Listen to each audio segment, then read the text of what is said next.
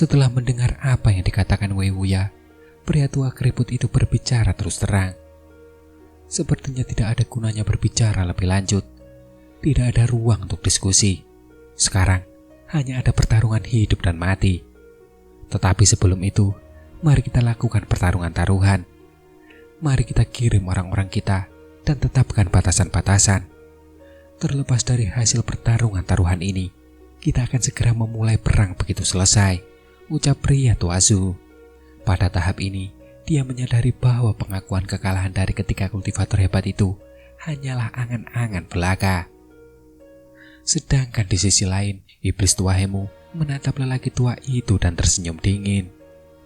Tentu saja kami akan menyetujui pertarungan yang dipertaruhkan. Namun di mana tawanan yang kau janjikan?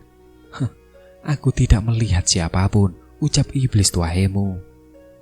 Begitu lelaki tua itu mendengar ini, dia menatap kosong ke dalam sebelum mengirimkan transmisi suara kepada seseorang di belakangnya. Tiba-tiba, sebuah divisi prajurit sihir mulai bergerak, memperlihatkan lebih dari 1000 kultivator tak bersenjata di antara barisan mereka. Para kultivator itu kemudian ditempatkan di depan pasukan. Masing-masing menunjukkan berbagai ekspresi.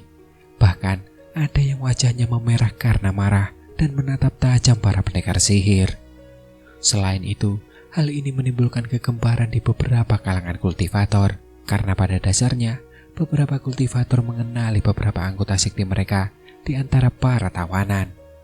Dan ketika Master Sanrit dan yang lainnya melihat ini, mereka saling bertukar pandang dan mengangguk. Di sudut lain, pria pendek dari para bijak ilahi Molan itu menjadi tidak sabar. Sekarang bagaimana? Kau sudah melihat mereka, jadi seharusnya kau merasa tenang. Jika begitu, cepat mulai pertarungan yang telah dipertaruhkan, ucap pria pendek bernama Bi. Mendengar hal itu, Wei Wuya tiba-tiba bertanya, "Mengapa kau begitu cemas? Mungkinkah kau sedang merencanakan sesuatu dengan pertarungan yang dipertaruhkan ini?" ucap Wei Wuya. Wajah pria pendek itu bergetar dan dia berkata dengan nada mengancam, "Jika aku tidak berani bertarung dalam pertarungan yang telah dipertaruhkan, kami akan menggantung para kultivator ini di panji-panji, lalu memulai pertempuran. Apakah kau menginginkan hal itu?" ucap pria pendek itu. Mendengar itu, kilatan dingin terpancar dari mata Wei Wuya. Dia bertanya dengan tegas, "Kalian mengancam kami?" ucap Wei Wuya. Pada saat itu, lelaki tua keriput itu berkata dengan nada menyeramkan, "Ini sama sekali bukan ancaman.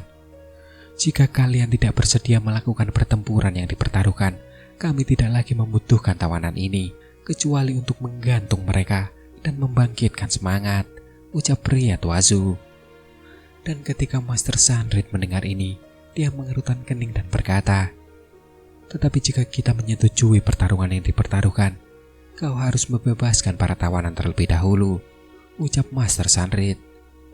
Mendengar itu, pria bertubuh pendek itu dengan belak-belakan menegur, "Melepaskan mereka? Kalian percaya bahwa kami akan melakukan sesuatu yang sebodoh itu?" ucap pria pendek itu. "Tapi kami juga tidak mempercayaimu. Apa yang bisa kami lakukan jika kau tidak menepati janji?" tanya Wei Wuya dengan tenang. "Meskipun demikian, kami," ucap pria pendek itu. Namun sebelum pria pendek itu selesai berbicara, kilatan mengerikan muncul dari mata lelaki tua keriput itu dan dia menyela. "Cukup dengan kata-kata yang tidak berguna ini. Pertama-tama, kita akan membebaskan setengah dari tawanan sebelum pertempuran yang dipertaruhkan terjadi. Kita akan menyerahkan tawanan yang tersisa setelah pertempuran selesai. Kau pasti tidak keberatan dengan ini, bukan? Jika itu tidak berhasil, maka kita akan langsung memulai pertempuran," ucap pria tua Zhu. Mendengar itu, Master Sanrit kemudian berbicara kepada dua orang lainnya di sisinya melalui transmisi suara dan berkata dengan nada tegas, "Baiklah, itu cukup. Bebaskan setengah dari orang-orang itu dan kami akan mulai menetapkan pembatasan di pihak kami," ucap Master Sanrit. Selain itu, pada dasarnya, syarat-syarat ini adalah yang paling bisa diberikan musuh. Jika negosiasi benar-benar gagal, dia tidak akan punya cara untuk menyelamatkan para kultivator yang tersisa. Dan setelah masalah itu diputuskan, keenamnya kembali ke kamp perang masing-masing dan mengatur urusan mereka. Di sisi lain, Hanli telah meninggalkan tempat persembunyiannya semula di dalam sebuah kelompok kultivator. Dia tidak ingin diperhatikan oleh kultivator tingkat tinggi musuh sebelum pertempuran dimulai. Adapun percakapan antara kultivator Yuanying tingkat lanjut, Hanli mampu mengupingnya dengan indera spiritualnya yang kuat. Dengan senyum tipis di wajahnya, dia melihat para pendekar sihir melepaskan setengah dari batasan yang mengikat para kultivator tawanan. Mereka semua nampak terbang kembali menuju para kultivator surgawi selatan dengan wajah yang tampak gembira. Di sisi lain, pria pendek bernama Bi mengamati ini dari kejauhan dan mendengus kesal. Orang-orang dari selatan surgawi ini cukup berhati-hati. Untungnya, kita belum menggunakan pil penguras jantung pada kultivator itu sebelumnya. Kalau tidak, akan sulit untuk menghadapi mereka, ucap pria pendek bernama Bi.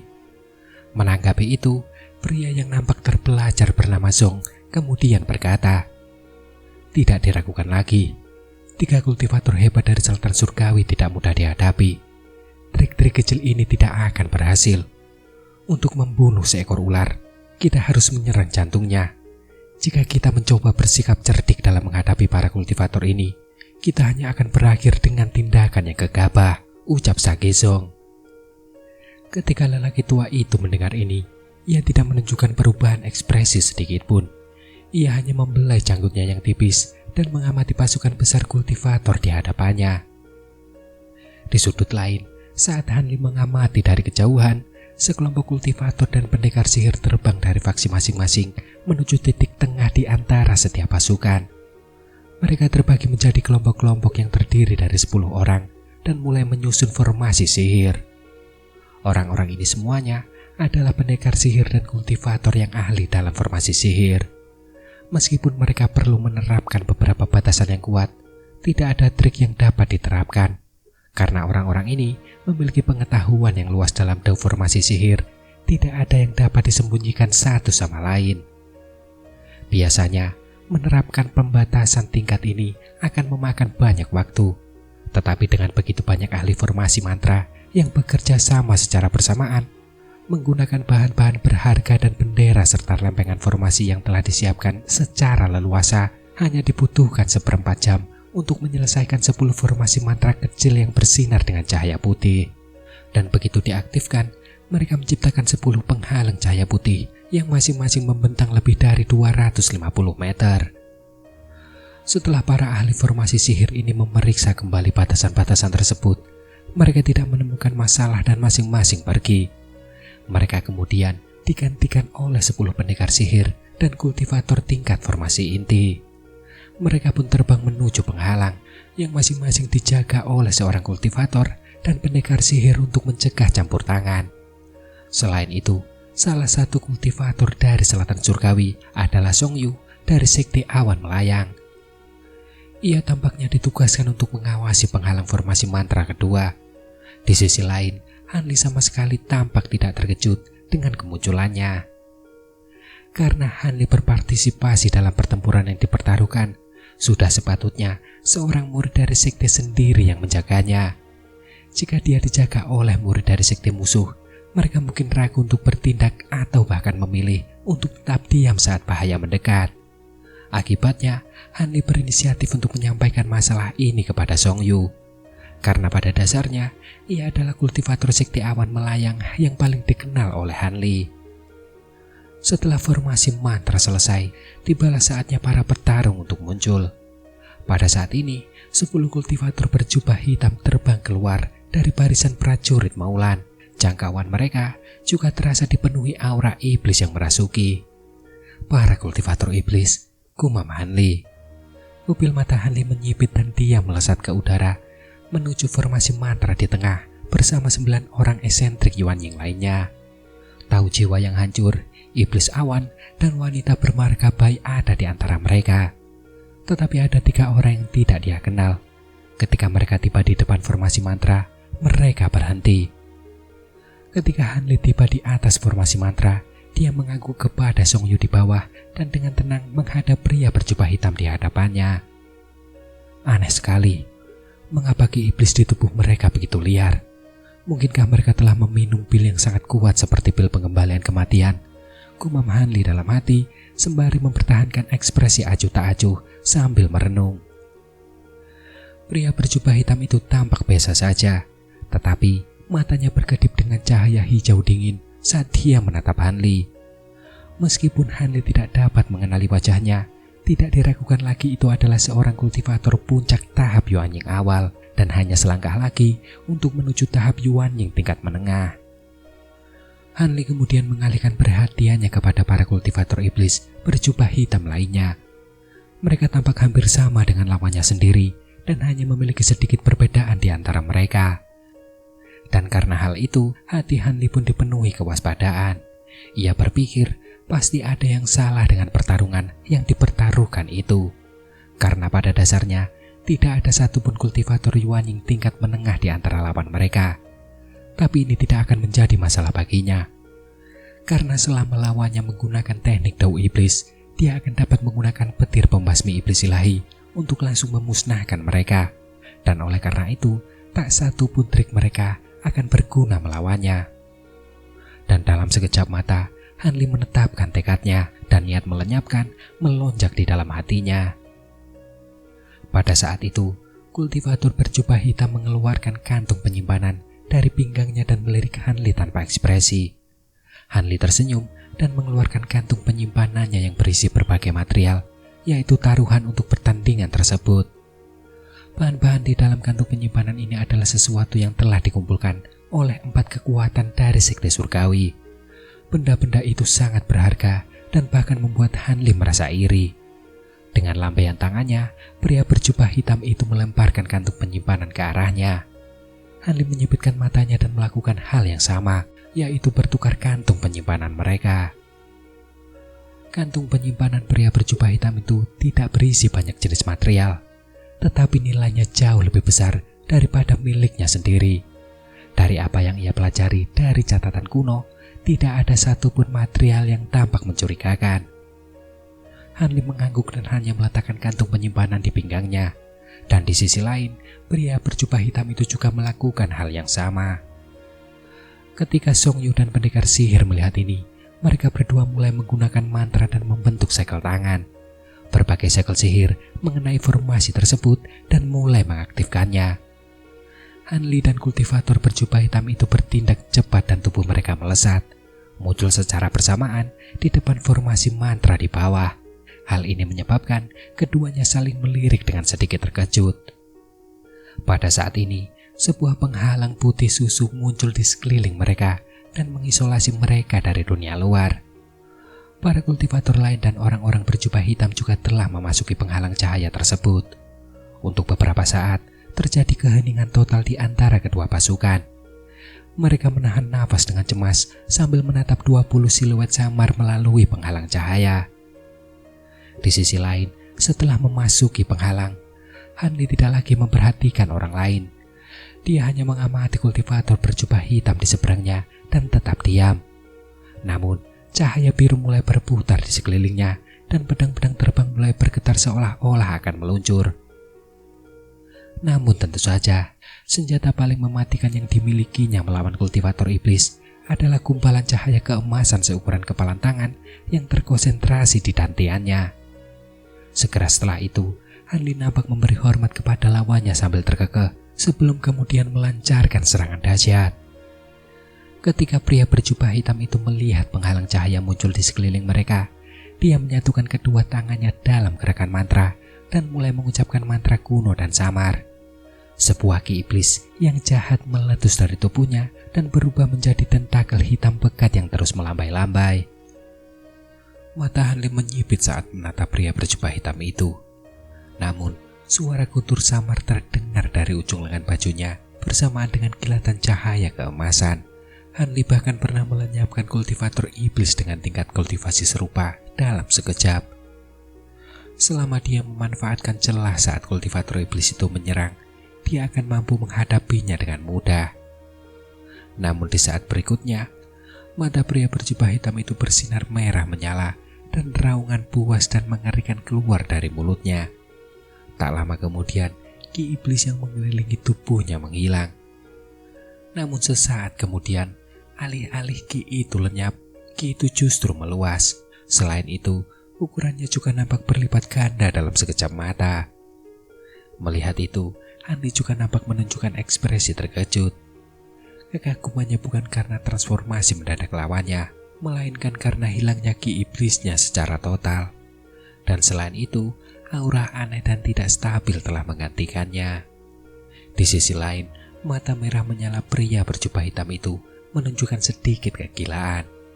Tubuhnya yang membengkak kemudian menyusut menjadi seukuran kurcaci setinggi 3 kaki sebelum melesat kembali ke arah dinding pembatas dengan cepat. Dalam kepanikan itu, pikiran Hanli mulai berputar. Selain itu, dia juga merasakan firasat buruk yang samar.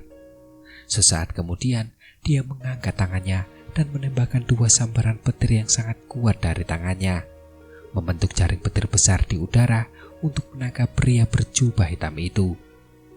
Tak lama kemudian, dia mengibaskan lengan bajunya dan memanggil perisai biru kecil di depannya.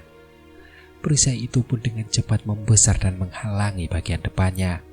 Kemudian, dia menampar kantung penyimpanannya dengan tangan lainnya, serta memanggil manik pemecah batasan ke dalam genggamannya.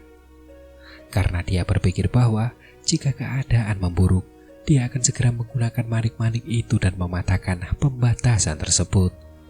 Karena dia tahu lawannya berniat jahat, dia tidak akan tinggal diam dan membahayakan dirinya sendiri.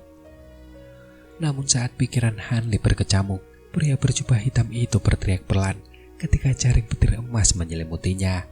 Kemudian, dengan ledakan besar, setiap inci tubuhnya tercerai-berai di udara sebagai gumpalan berdarah. Hanli pun merasa sangat takjub. Awalnya ia mengira lawannya telah melakukan teknik peledakan diri yang dahsyat. Namun, seluruh tubuhnya hancur berkeping-keping di seluruh penghalang cahaya. Selain itu, ledakan itu sendiri tidak mengandung sedikit pun kekuatan. Namun, di tengah kebingungan Hanli, ia menemukan sesuatu yang aneh. Karena pada dasarnya, ia memperhatikan bahwa daging lawannya tetap menempel pada penghalang cahaya, bukannya jatuh ke tanah. Saat Hanli menatap daging itu, ia melihat mereka mulai menggeliat.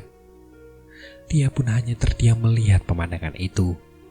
Dan tak lama kemudian, dengan beberapa letupan, sisa-sisa daging itu menyebar menjadi kabut merah tua dan mulai menyebar di sekitar penghalang cahaya. Dalam sekejap mata, sebagian besar penghalang cahaya telah berwarna merah tua dan aroma darah yang menyengat memenuhi udara.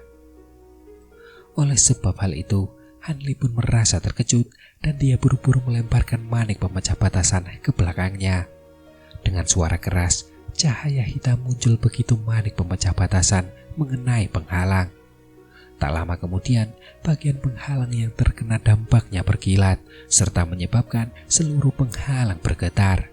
Hanli nampak sangat gembira melihat pemandangan itu, dan dengan cepat ia menjentikan jarinya, melancarkan serangan cahaya biru berturut-turut ke area yang terkena dampak dalam upaya untuk menghancurkannya. Namun pada saat itu, cahaya merah menyala di depannya, menyelimuti bagian penghalang yang melemah itu dengan kabut. Tahu akan hal itu, Hanli merasa hatinya mencekam dan dia melirik sekeliling, menemukan bahwa seluruh penghalang cahaya telah berubah menjadi merah tua dan bergolak dengan kabut merah di permukaannya. Tetesan darah tampak terbentuk entah dari mana. Selain itu, hal itu semakin memperparah bau busuk darah di udara. Tanpa berpikir panjang, dia membuka mulutnya dan menembakkan kilat tebal dan pekat ke dinding merah di depannya. Dalam semburan cahaya keemasan, kabut merah itu tampak berhamburan, tetapi segera kembali ke bentuk aslinya, seolah-olah tidak mengalami kerusakan sama sekali.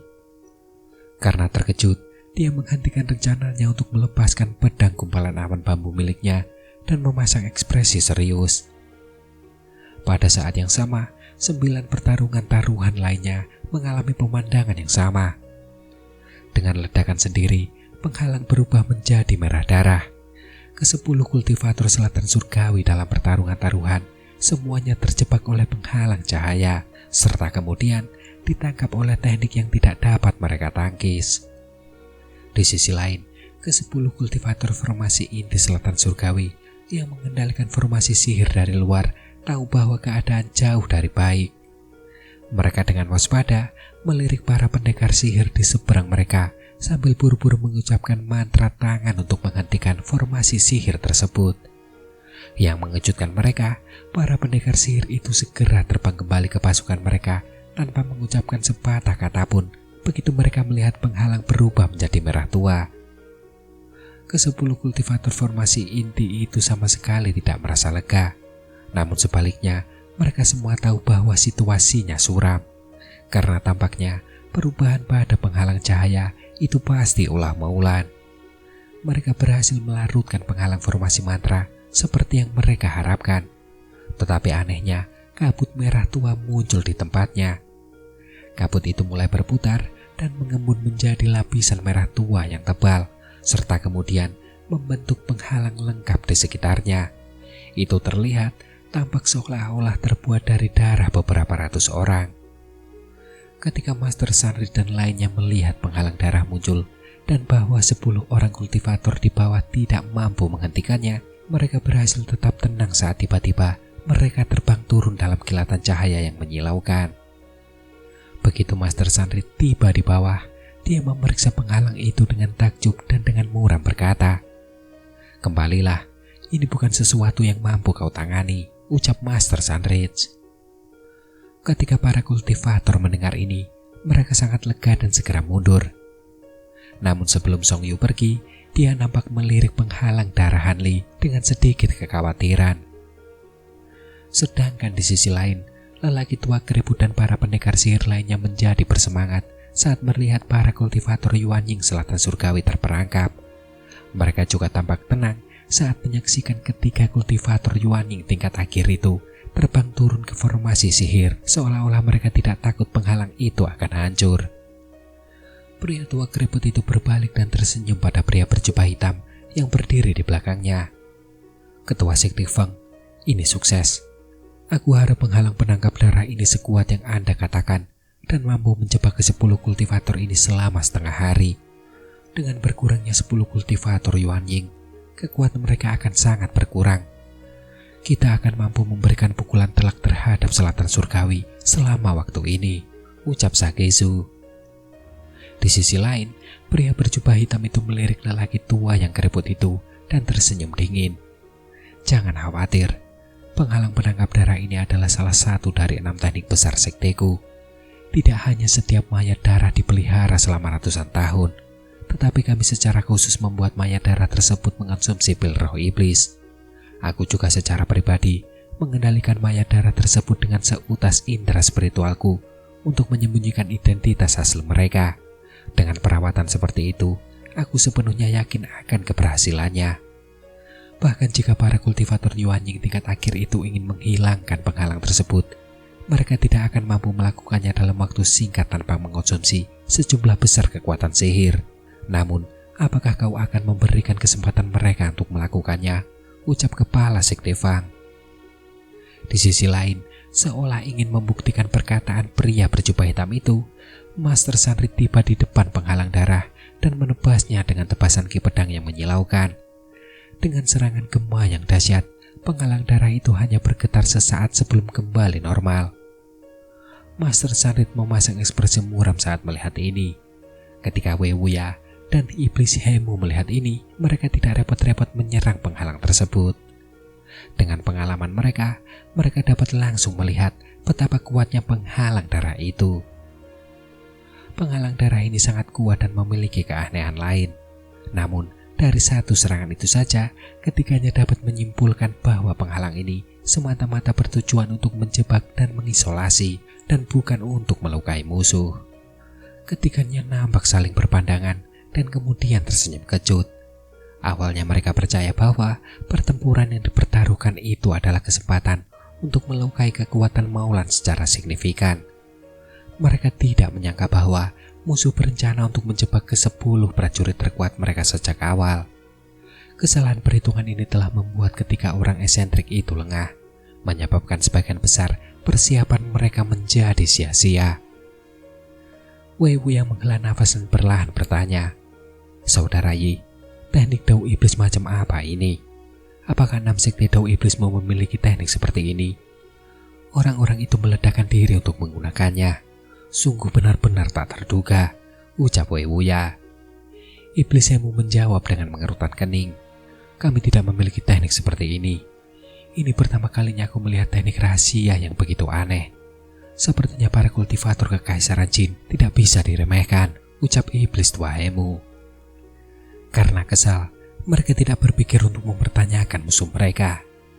Genderang juga sudah bergemuruh dari pasukan prajurit sihir, dan divisi-divisi prajurit sihir mulai terbang ke udara. Adapun prajurit sihir yang tetap berada di darat, mereka mulai melantunkan serangkaian mantra dan mengambil posisi untuk menyerang. Di sisi lain, ketiga kultivator hebat itu tidak gentar melihat pemandangan ini. Formasi pasukan mereka sendiri mulai bergerak sebagai respon dan cahaya berwarna-warni mulai bersinar di sana. Master Sanri dengan penuh pertimbangan berkata, "Kita telah menderita kerugian yang cukup besar, tetapi untungnya mereka hanya terjebak sementara dan tidak sampai mati. Selama mereka bisa bertahan, mereka akan memiliki kesempatan untuk muncul kembali. Awalnya kita memiliki lebih banyak kultivator tingkat tinggi. Bahkan jika kita kehilangan 10 orang, kita tidak akan menjadi jauh lebih lemah," ucap Master Sunridge. Namun, Iblis Tua Hemu dan Wei Wuya tahu bahwa itu hanyalah kata-kata penghibur diri. Dengan keadaan yang sudah sampai pada titik ini, tidak ada yang bisa mereka lakukan meskipun amarah berkecamuk di dalam hati mereka. Kita tidak dibutuhkan untuk mengarahkan pertempuran saat berlangsung. Kita hanya perlu berurusan dengan ketiga bijak ilahi Maulan, ucap Iblis Tua Hemu. Selain itu, kilatan mengerikan muncul dari mata Iblis Tua Hemu saat dia mulai berbicara. Tak lama kemudian, dia mengabaikan kedua orang di sisinya dan mengangkat kepalanya untuk berteriak kepada pasukan prajurit sihir. Aku sudah lama mendengar tentang ketiga bijak ilahi Maulan yang memiliki teknik spiritual yang sangat mendalam.